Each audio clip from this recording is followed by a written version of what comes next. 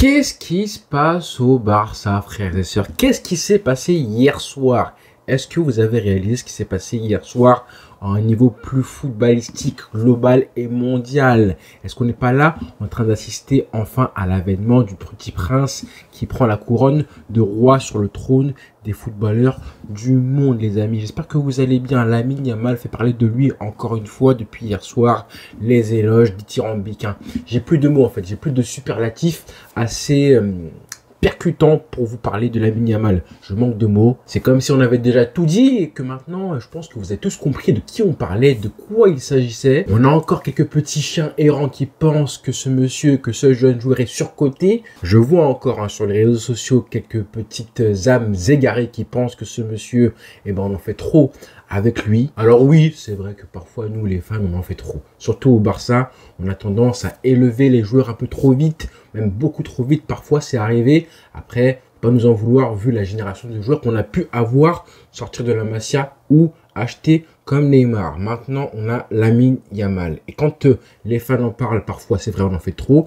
Mais là, quand il s'agit des joueurs, des coéquipiers et même du coach du Barça, qui parle d'éventuellement de meilleurs joueurs du monde. Comme je dis souvent, peu importe si c'est vrai ou pas, à partir du moment où le joueur, par ses performances sur le terrain, a réussi à créer et à ouvrir la brèche du débat du meilleur joueur du monde actuellement, c'est déjà gagné. Peu importe si c'est vrai ou pas, c'est déjà foutu. Le débat est déjà créé par Lamine Yamal. Et c'est ce qu'on voulait. Hier, il a été encore une fois sensationnel après son match face au Real Madrid dimanche dernier, qui sera peut-être du coup un des tournants de la saison du Barça et surtout de Lamine Yamal. On fera le bilan à la fin, mais c'est possible que ce match-là soit le point de départ de tout ce qui se passera de positif pour Lamine Yamal. Ensuite, il traverse une période assez faste où il marche sur l'eau et sur la planète football. On repensera à ce classico qui aura été le déclic et le tournant pour Lamine Yamal et sa progression en 2025. Il a été sensationnel hier soir. Un but magnifique, un golasso, une passe décisive magnifique pour Koundé. Il aurait pu terminer avec un peu plus de chance avec un doublé et 2 ou 3 passes décisives. Sans parler évidemment des actions qu'on a revues, je pense, depuis hier soir dans la nuit, dans les compilations qui pullulent sur les réseaux sociaux avec les petits ponts là sur la passe, le flip-flap, les prises de balles chaloupées, le petit crochet là, le petit crochet sur le contre et l'accélération du milieu de terrain. En partant des 25 derniers mètres du Barça, on s'est juste régalé. Il en est quand même aujourd'hui, Lamine Yamal, à 9 buts et 13 passes décisives. Cette saison, Lamine Yamal, 9 buts et 13 passes décisives. Sachant qu'on en est encore à la moitié de la saison et que là, le joueur monte en puissance. Donc les 9 buts et 13 passes D, je pense qu'il pourrait largement faire mieux lors de la deuxième moitié de la saison 2024-2025. À tel point que hier, justement, après la rencontre, un journaliste en conférence de presse a demandé d'abord à Gavi, avant Hansi Flick, s'il pensait que Lamine Yamal était aujourd'hui le meilleur joueur du monde. Et Gavi, en bon pote de monsieur Lamine Yamal, en coéquipier modèle, a répondu que oui. Après Lionel Messi, bien précisé, personne n'a parlé de Messi, mais c'est lui qui en a parlé, Gavi, en disant que Lionel Messi était juste intouchable. Donc le comparer à Lamine Yamal, c'était un petit peu stupide. Évidemment que Messi était unique et il n'y aura aucun joueur comme lui, mais qu'après Messi, Lamine Yamal était actuellement le meilleur joueur du monde. Ce qui justement a fait naître un petit débat. Quelques minutes plus tard, en conférence de presse d'après-match, ça a été Hansi Flick qui a été questionné à ce sujet-là en demandant s'il était d'accord avec les propos de Gavi. Et Hansi Flick a été droit dans ses bottes. Je vous cite deux points, ouvrir les guillemets, sa déclaration. Gavi, du coup, parce que c'est lui qui lancé un petit peu le sujet, est un joueur émotif. Je pense comme lui, exactement comme lui. C'est dans les grands matchs qu'on voit les grands talents et il le montre tellement de fois. Nous devons prendre soin de lui car il est très jeune. Et oui, je suis d'accord avec Gavi. Alors oui, ça commence comme ça par une phrase balancée par un coéquipier, puis un entraîneur et après plusieurs entraîneurs et après tout le monde sera unanime. On n'en est pas encore là, mais quand même, ce que dit Hansi Flick, c'est important. Je pense que je vous avais dit en vidéo plusieurs fois que Hansi Flick allait être l'entraîneur, le coach le plus important de la carrière de Lamine Yamal. On en a parlé plusieurs fois, je vous l'avais dit parce que j'avais fait la comparaison avec Messi à l'époque, avec Xavi, qui a été la personne qui a lancé Lamine Yamal. Et je vous disais que Hansi Flick devrait être l'équivalent de ce que a été Guardiola pour Messi. Messi a été lancé par Rijkaard on s'en souvient, et ensuite a été sublimé par Pep Guardiola. Aujourd'hui, Lamine Yamal, il a été lancé par Xavi et c'est Hansi Flick qui arrive au moment parfait justement pour faire de lui une arme de destruction massive dans le football pour les 10-15 prochaines années. C'est ce qu'on veut. C'est à Hansi Flick de faire de Lamine Yamal le meilleur joueur du monde de façon unanime et incontestable. Ce n'est pas encore le cas, mais ça arrive. Et il en prend le chemin parce qu'il devient de plus en plus complet. Je pense que vous avez noté, il y en a pas mal du coup d'entre vous qui ont vu et qui m'ont dit en commentaire, Charel, regarde sa finition à Lamine Yamal. Et oui, les amis, il progresse de jour en jour et de match en match. On le voit, on le sent, que c'est un joueur qui justement prend confiance et commence à marcher sur l'eau et à redevenir le joueur qu'il était forcément dans la catégorie des jeunes où il driblait 4-5 joueurs par action, finissait par marquer des buts. Ce qu'on veut, c'est ça en fait. C'est qu'il atteigne son prime en fait. Tout simplement son prime, il en est encore loin. Je persiste à dire qu'il est encore à 50-60%. J'estime à peu près ça. Mais bon, on voit un joueur qui progresse parce que déjà, il améliore sa finition. Les buts qu'il a marqués hier, même celui refusé par hors-jeu. Et on le voit parce qu'il est plus calme justement au moment de conclure. Très important, le calme sans froid, la posa. Ce petit moment de lucidité que tu dois avoir où tu te calmes et tu frappes avant de frapper justement et de fusiller le gardien. Hier, il a montré qu'il avait un petit peu plus ça en lui lors du premier but refusé. La petite reprise de volée du droit, elle est magnifique, elle est placée en finesse. Son but, c'est pareil, choisir un côté, même si elle est un petit peu déviée, on sent qu'il est convaincu de son choix et qu'il frappe fort au premier poteau. C'était pareil aussi dimanche, la finition est juste incroyable. On en a déjà parlé. Et s'il continue, les amis, à améliorer sa finition, là, on pourra parler encore plus de potentiel meilleur joueur du monde. Première chose, il améliore sa finition. Deuxième chose, il tente et réussit de plus en plus de dribbles. Il prend de plus en plus de risques à dribbler et à éliminer les adversaires qu'il a en face de lui. Il va côtoyer naturellement des défenseurs de plus en plus forts et rugueux. On le voit parce que justement, il tente de plus en plus des rushs solitaires où il part de son propre camp, où il avance, il élimine 1-2 joueurs. Hier, il aurait pu marquer un but incroyable. Malheureusement, il a un petit peu trop de temps pour frapper au but. Mais ça aurait été un but à la Messi. Et troisième chose, hyper importante, peut-être la plus importante avec la finition, c'est que justement, monsieur fait jouer de mieux en mieux son équipe et ses coéquipiers. Ça, c'est vraiment le signe qu'on voyait chez Messi. Il bonifie ses coéquipiers. Et il n'y en a pas beaucoup qui font ça dans le monde du football. En général, les attaquants. C'est pour ça qu'on adorait Messi, qu'on aimait aussi Neymar, parce que justement, ces joueurs n'étaient pas égoïstes et qu'ils mettaient leur talent au service du collectif avant tout. Il en est à 13 passes décisives. Et ce n'est qu'un chiffre. Il faut voir toutes les statistiques qui passent à la trappe, notamment les avant-dernières passes, par exemple, celle qu'il a faite au Classico pour Rafinha et le 4e but du Barça avant la mi-temps. Bref, ça c'est vraiment un signe. Mieux faire jouer ses coéquipiers, c'est vraiment un des signes où tu vois là, tu as un joueur qui est exceptionnel parce que ce n'est pas seulement un soliste, c'est un joueur qui est mature évidemment individuellement, mais surtout collectivement. Des solistes dans le football, il y en a plein.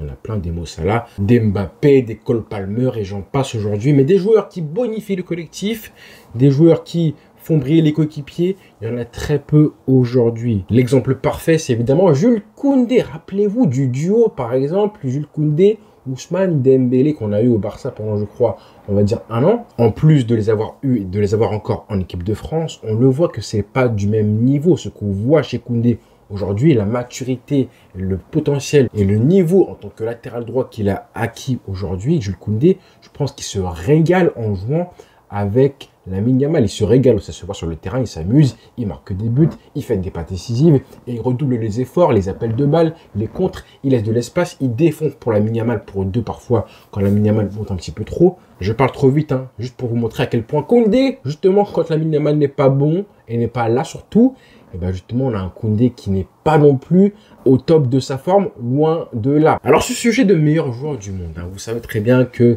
parfois, il faut mesurer un petit peu ses paroles. J'ai fait une vidéo en début de saison, en début d'année 2025, où je parlais plutôt, c'était le 3 janvier, où je parlais des défis et des 5 objectifs que moi, j'attribuais à Lamine Yamal. Et vous m'avez dit en commentaire, Charel, t'es un petit peu trop rapide, t'es un petit peu trop dur avec Lamine Yamal. Laisse-le s'amuser, profiter de sa jeunesse, de l'insouciance des débuts de carrière.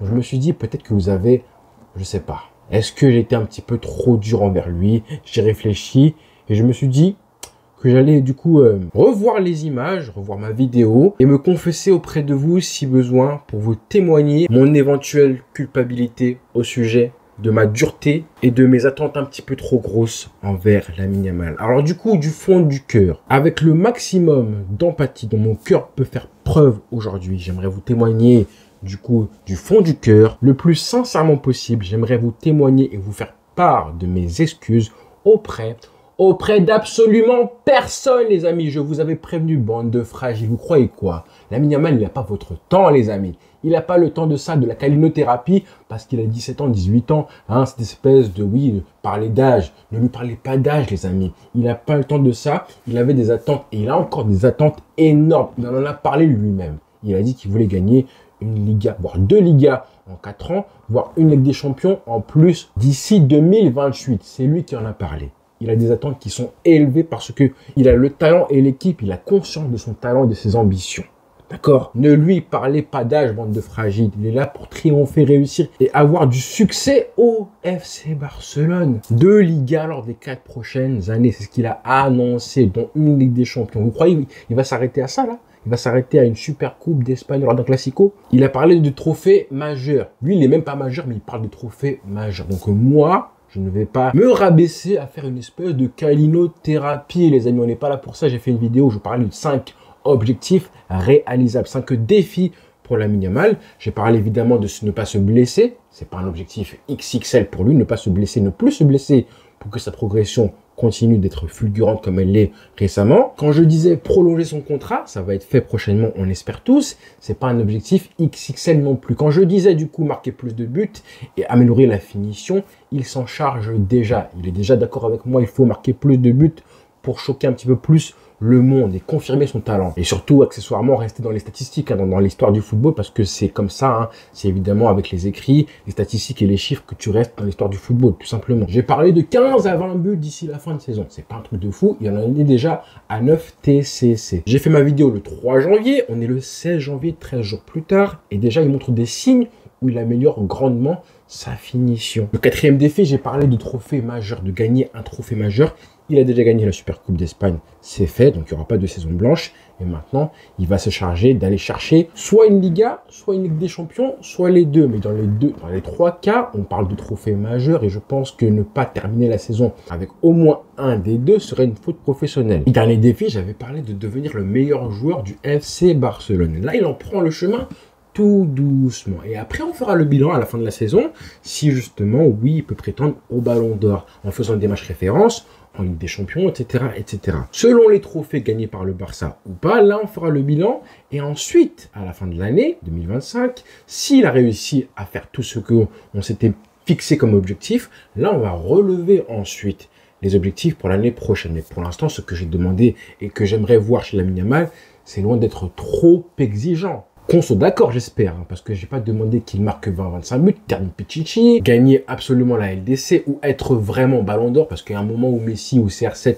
si l'un ou l'autre ne le prenait pas, et ben forcément il était déçu. On n'en est pas encore là pour Lamine Yamal. Je lui souhaite qu'il puisse réussir les 5 objectifs que moi, les 5 défis que moi je lui avais fixés. Maintenant, s'il réussit à les faire, et ben l'année prochaine, on sera un peu plus exigeant. On va lui demander de faire une grande Coupe du Monde, par exemple, de pourquoi pas aller la chercher, de pourquoi pas terminer MVP du mondial. On pourrait aussi lui demander prochainement d'assumer le numéro 10 qui lui est promis. Vous voyez ce genre de petits défis perso pour Lamine Yamal qui sont peut-être un petit peu trop gros pour l'instant, parce que le numéro 10, en l'occurrence, je pense que c'est un petit peu trop tôt, mais d'ici dans, je sais pas moi, 2025, 2026, la fin de l'année, on verra ce qu'il en sera. Il y a plein de choses, d'étapes à suivre pour une carrière qu'on espère immense pour Lamine Yamal. Mais pour l'instant, c'est des étapes qui sont juste normales pour son âge et son talent. Donc on voyait un petit peu qu'on ne brûle pas trop vite les étapes.